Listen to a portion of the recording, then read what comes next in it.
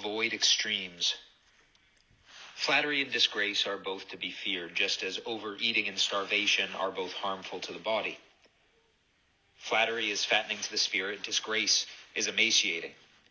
Over-concern is just as harmful as disregard. Treat yourself well, but don't pamper yourself excessively. If leaders treat people in the same way, neither too soft nor too hard, they are worthy to be trusted with authority. That's chapter 13 of the Tao Te Ching, and this chapter gave me reason to pull out a number of books from the shelf. Thoreau's Civil Disobedience, the Federalist Papers, a book of parallel sayings comparing the messaging of Jesus, Buddha, Krishna, and Lao Tzu, Marcus Aurelius' Meditations, some Alan Watts texts, Edward Hayes, and also Common Sense by Thomas Paine. And what we can see from all of these great thinkers from drastically different backgrounds whose wisdom spans incredibly diverse worldviews is the same thing we see in this chapter of the Tao Te Ching. Seek balance, everything in moderation. In leadership specifically, the measured application of power comes with a responsibility to find balance, to avoid these extremes.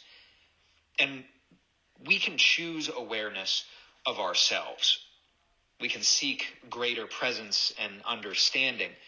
The previous chapter talked about seeking inner truth rather than focusing on outward experience.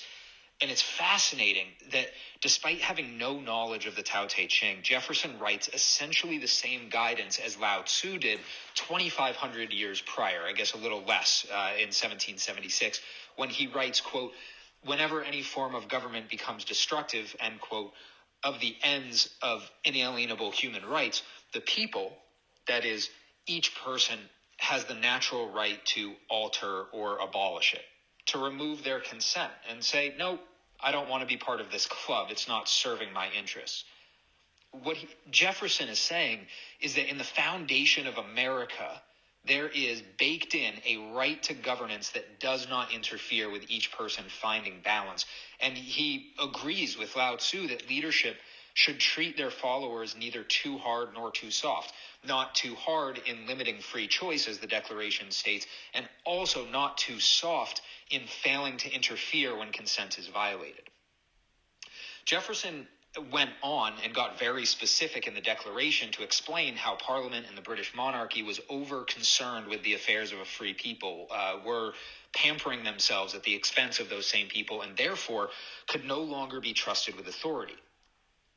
Fast forward to today, and we see that the frustrations that comes with, one-size-fits-all policies delivered from Congress or from legislatures, we see violations of human consent. And it's clear that consent isn't high on the priority list in law. In fact, violations of consent are often given cover under the law to occur. Opening another quote, "On you depends the future of humanity. You are to decide the important question on which rests the happiness and liberty of millions yet unborn." This was written and spoken by Dr. Joseph Warren in March of 1775, but it applies just as easily today. We each have the ability to know what we value and to choose to pursue it. Each and every single person has value, has certain inalienable rights, and we are each parents to the next generation, regardless of whether you have biological children yourself. We have a choice about governance, about what we accept in social interactions. The way that we have a society, the way that we have a government, a culture, a community, a family. Are we doing this in such a way where we are avoiding the extremes? Are we doing this in such a way that allows for future generations to seek the spirit, to live the life they value? Does our current system allow for and accommodate for the natural existence of change? It doesn't. Law is rigid. Jefferson knew this and argues in a letter to James Madison, even the Constitution should expire every 19 years to make sure each new generation wasn't stuck with the mistakes of previous generations. To allow knowledge, perhaps like wisdom from the Tao Te Ching translated into English in 1868, to be integrated. This opportunity still exists to seek the spirit, to find value, all without violating the consent of others.